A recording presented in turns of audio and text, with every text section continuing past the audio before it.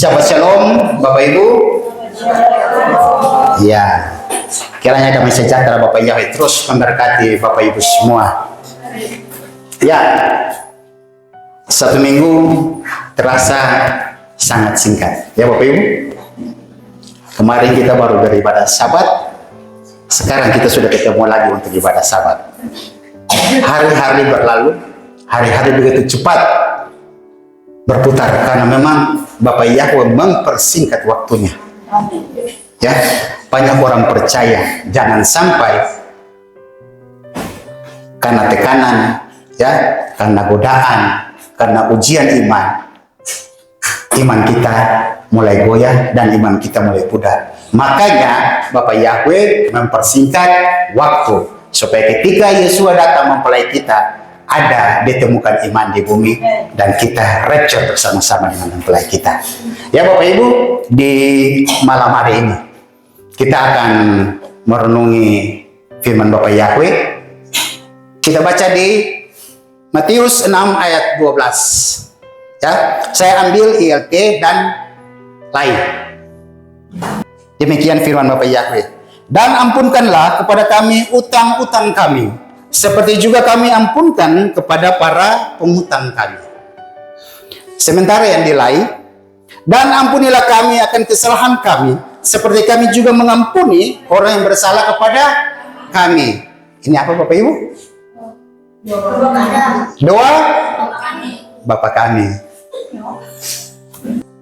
Di LT bilang utang-utang kami, orang yang berutang kepada kita. Ya. Nah, sementara di LAI, ampunilah kami akan kesalahan kami seperti kami juga mengampuni orang yang bersalah kepada kami. Nah, dari situ saya mengambil judul dan topik khotbah kita pada hari ini, makal. Ya, makal ini terdiri dari huruf mem, het, dan lamek. Ya, mem, het, dan lamek. Jadi makal. Apa itu makal? Ya, apa itu makal?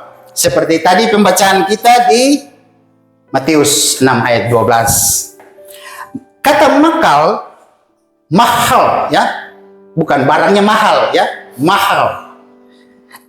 Kata mahal ini digunakan dalam terjemahan Ibrani untuk perjanjian baru dalam artian mengampuni pada doa Bapa kami.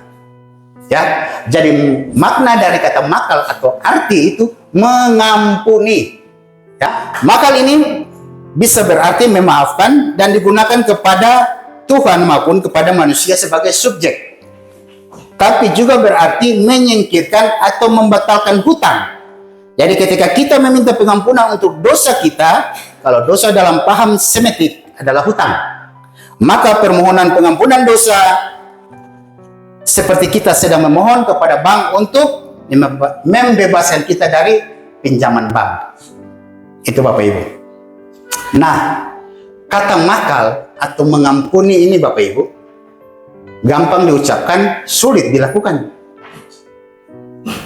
Ya, Bapak Ibu masing-masing introspeksi diri, koreksi diri. Apakah sampai saat ini ada orang-orang yang masih menjadi duri dalam hati Bapak Ibu, dalam pikiran Bapak Ibu? Adakah orang-orang yang sampai saat ini masih dianggap Bapak Ibu menyakiti Bapak Ibu? Ya. Apakah sampai saat ini ada orang-orang yang dalam diri Bapak Ibu belum bisa Bapak Ibu maafkan? Belum bisa Bapak Ibu mengampuninya? Ya. Kata mengampuni gampang Bapak Ibu. Tapi kebanyakan orang sulit untuk melakukan. Mengampuni mungkin atau memaafkan mungkin bisa hanya sebatas ucapan kata. Tapi apakah dalam hati dan pikiran dia bisa mengampuni? Tidak. Ya, kadang orang berucap, ya, mengampuni itu gampang. Ya, kalian tidak rasa seperti saya rasa. Dia sungguh menyakiti saya. Dia membuat saya tuh hancur lebur. Ya, dia membuat saya dalam masalah. dia membuat saya, orang banyak membenci saya karena dia. Tapi Tuhan taruh dalam hati kita, seperti apa kata doa Bapa kami, kita bisa mengampuni orang tidak? Sama seperti Tuhan mengampuni dosa-dosa kita. Ya, kalau Tuhan bisa mengampuni dosa kita, mengampuni kesalahan kita ketika kita meminta, kenapa kita tidak bisa mengampuni orang lain? Ya, pada saatnya Bapak Ibu, bukan lagi lalang dan gandum yang dipisahkan, bukan lagi kambing dan domba yang dipisahkan, tapi yang dipisahkan apa? Gandum dengan gandum, domba dengan domba yang nanti dipisahkan. Kita tidak lagi berbicara soal pemisahan antara kambing dan domba, lalang dan gandum, tidak lagi. Di antara kita akan dipisahkan kalau hidup kita masih seperti hidup yang dulu. Kalau hidup kita tidak lagi mengampuni orang lain, masih tetap dendam, masih tetap simpan hati. Bapak Ibu, ya, Bapak Yahweh ingin kita mengampuni sesama kita. Ada dua hal, ya. Jalan kepada keselamatan adalah Yesua Mesias. Jalan itu yang harus kita ikuti. Dua hal yang dari Yesua bikin untuk kita bisa masuk dalam keselamatan. Apa itu Bapak Ibu? Kasih dan pengampunan. Ada dua hal.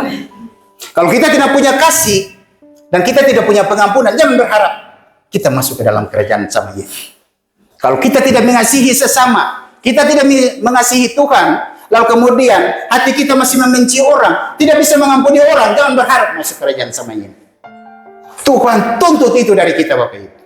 Ya, saat ini di zaman akhir, di akhir zaman, Tuhan tidak lagi main-main.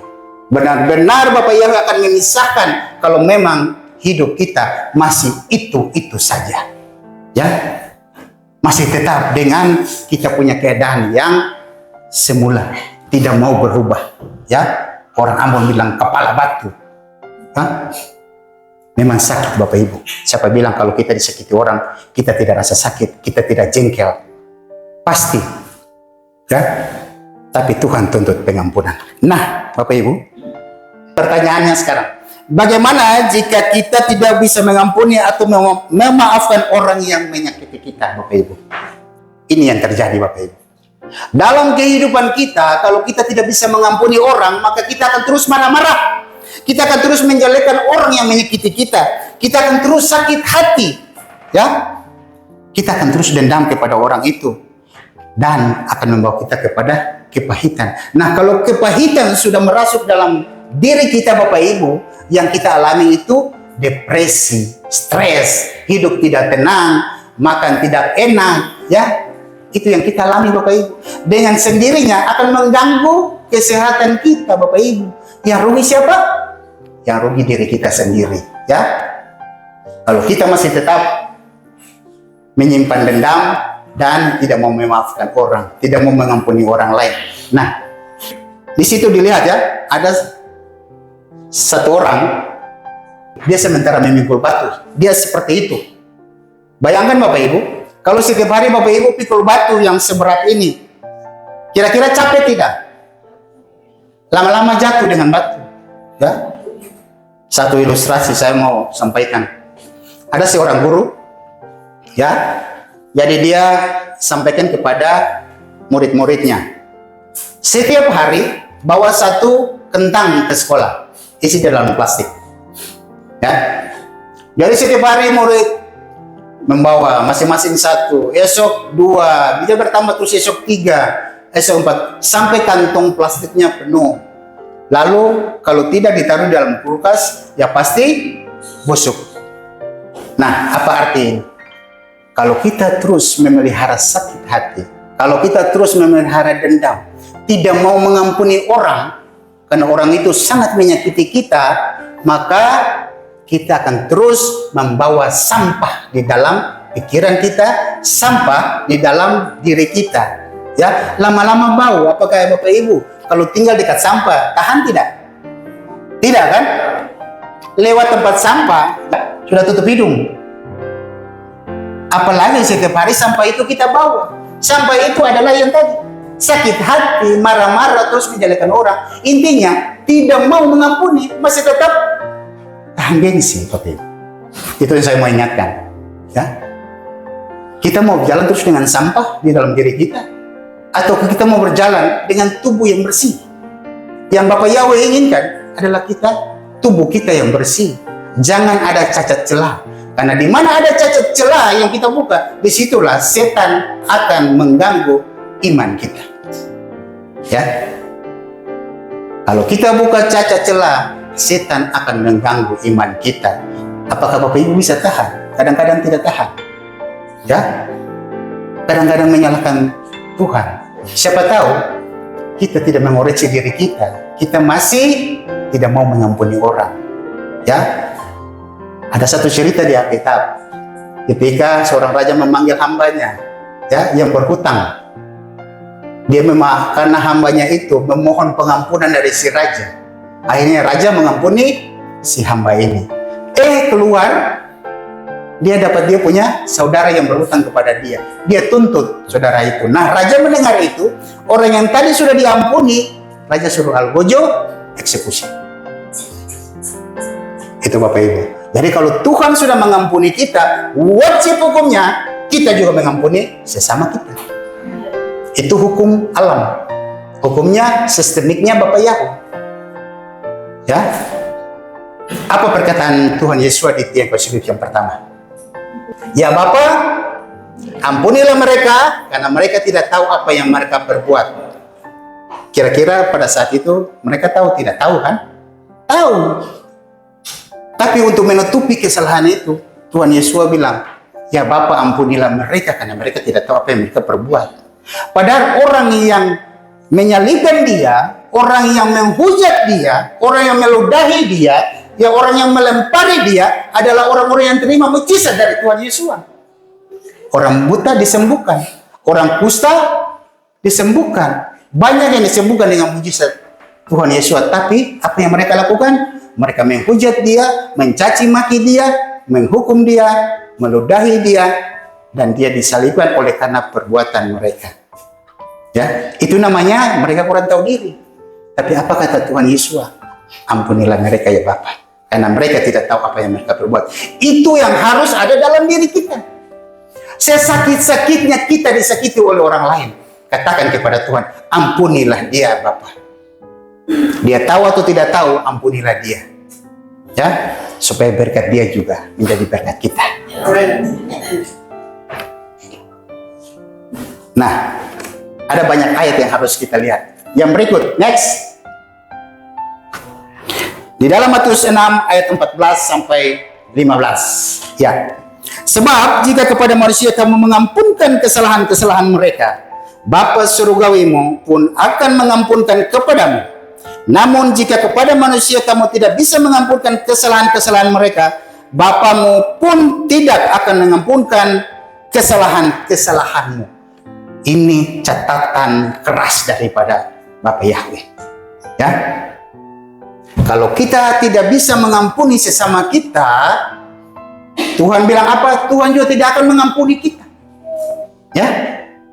Jadi jangan berharap bahwa doa kita akan sampai kepada Bapak Yahweh kalau kita tidak bisa mengampuni sesama kita.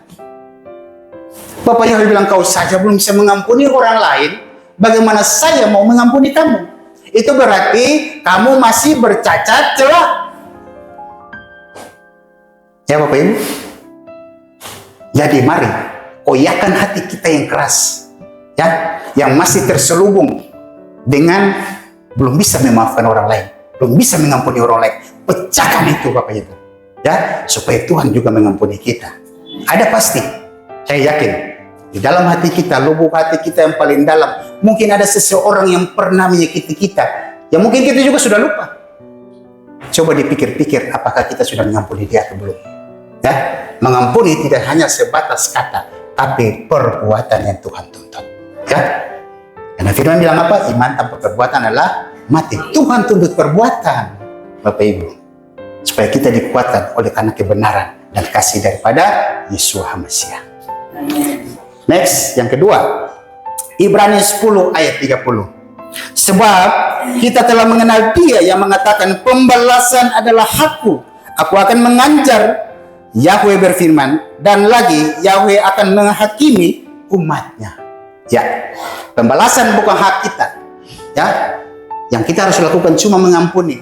Pembalasan adalah haknya Bapak Yahweh. Jangan kita merasa bahwa kita yang paling benar, lalu kemudian mengambil alih haknya Bapa Yahweh untuk membalas. Firman katakan pembalasan itu haknya Tuhan, bukan haknya kita. Ya, jangan sampai kita mengambil haknya Tuhan, lalu murka Tuhan turun atas kita. Ya, ini poin-poin yang harus kita lihat baik-baik. Yang berikut, Matius 18 ayat 21 sampai 22. Kemudian seraya datang kepadanya, Petrus berkata, "Ya Tuhan, seberapa seringkah saudaraku akan berdosa terhadap aku dan aku harus mengampuninya? Sampai 7 kali?" Yesus berkata kepadanya, "Aku berkata kepadamu, bukan sampai 7 kali, melainkan sampai 77 kali." Ya, mengampuni orang 70 kali, 7 kali. Jangan dilihat dari angkanya secara literally, 70 kali, 7 kali, 490. Jangan. Tapi mengampuni setiap saat. Orang yang menyakiti kita, kita ampuni. Orang yang menyakiti kita, kita ampuni. Itu yang Tuhan tuntut. Ya. Bukan mengampuni cuma 70 kali, bukan mengampuni 490 kali, bukan. Tapi berkali-kali kita mengampuni orang yang menyakiti kita. Itu yang Tuhan tuntut dari kita. Next. Di dalam Mika 7 ayat 19 dikatakan, Dia akan kembali, Dia akan menunjukkan belas kasihan kepada kita, Dia akan menginjak-injak kesalahan-kesalahan kita, dan engkau, Bapa Yahweh, akan melemparkan semua dosa mereka ke dalam tubir laut. Kalau kita bisa mengampuni orang yang menyakiti kita, maka dosa kita Bapa Yahweh buang jauh-jauh. Ya, dikatakan sampai ke tubir laut. Itu berarti persis segala dosa kita. Bapa Yahweh tidak mau lagi lihat kita berdosa. Ya, hanya dengan satu kata yang sangat sederhana, mengampuni. Ya, itu kuncinya Bapak Ibu. Jadi kalau kita tidak bisa mengampuni, jangan berharap Bapa Yahweh buang dosa kita jauh. Jangan berharap bahwa kita sudah mengenal nama Bapa Yahweh di dalam nama Yesus HaMashiach, lalu kita selamat. Jangan berharap bahwa kita sudah baptisan pembaruan. Jangan berharap bahwa kita sudah merayakan 7 perayaan. Ya, jangan berharap bahwa kita sudah melakukan sabat. Lalu kalau kita tidak mengampuni, kita selamat? Oh no, no Bapak Ibu. Tuhan tuntut mengampuni supaya kita diselamatkan. Ya, tadi saya katakan ada 2 hal yang membuat kita bisa berjalan bersama-sama dengan Yeshua di dalam jalan keselamatan. Kasih dan pengampunan. Itu. Ya. Jadi kalau kita tidak bisa mengampuni orang yang menyakiti kita, mata Bapa Yahweh lagi tertuju kepada kita. Setiap hari Dia akan tuntut mengampuni. Itu yang Dia tuntut. Ya. Bagaimana kalau kita jalan dengan kita tidak bisa mengampuni orang lain? Ya Bapak Ibu, kita seperti lagi diikat terbelenggu dengan rantai Bapak Ibu. Tidak bebas, iya kan? Mau ketemu dengan dia juga, ya kadang-kadang sama-sama putar muka. Ya, manfaat apa yang bisa kita peroleh jika kita mengampuni atau memaafkan orang yang menyakiti kita? Ya, kenapa saya taruh mencuci kaki? Jadi saya sangat bersyukur kemarin acara fellowship KPIC Indonesia, di acara terakhirnya cuci kaki. Ya, next.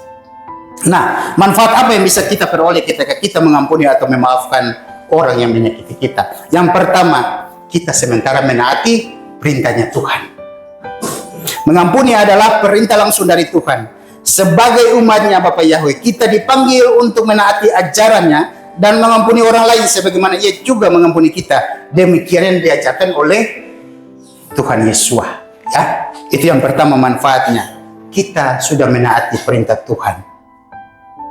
Yang kedua, next. Yang kedua, kita memperoleh damai sejahtera. Ketika kita mengampuni orang, memutuskan untuk mengampuni orang, kita melepaskan beban kebencian itu, amarah dan dendam yang bisa merusak kesehatan mental dan emosional kita. Pengampunan akan membawa kita kepada kedamaian dan membebaskan kita dari rasa sakit dan pahit.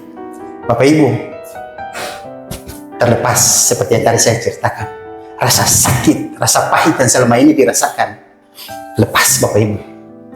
Kita rasa bebas kayak selama ini hati yang lagi ini dikurung, puff, bebas. Kita mendapat damai sejahtera dan itu kita rasakan, sangat-sangat kita rasakan. Saya berharap Bapak Ibu yang punya dalam tanda kutip orang yang belum Bapak Ibu ampuni, segera minta ampun.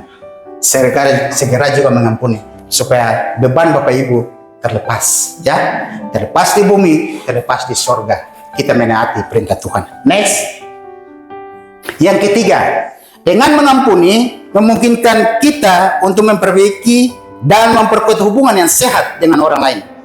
Sebagai orang tua harus menjadi teladan bagi anak-anak dalam hal pengampunan. Dengan menunjukkan bagaimana mengampuni sehingga membantu mereka mengembangkan sikap yang positif dan penuh kasih terhadap orang lain. Dengan mengampuni Bapak Ibu, kita membangun hubungan yang sehat dengan orang lain.